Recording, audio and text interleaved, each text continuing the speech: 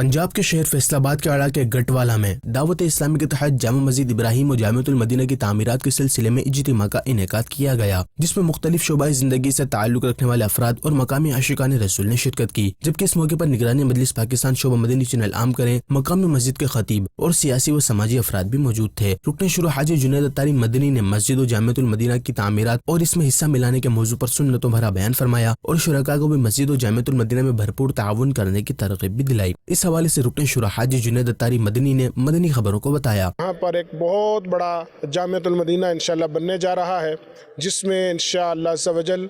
دینی تعلیم کے ساتھ ساتھ دنیاوی تعلیم بھی ہوگی، اور انشاءاللہ اللہ نے چاہا تو اس علاقہ، اس شہر، اس ملک اور بہت سارے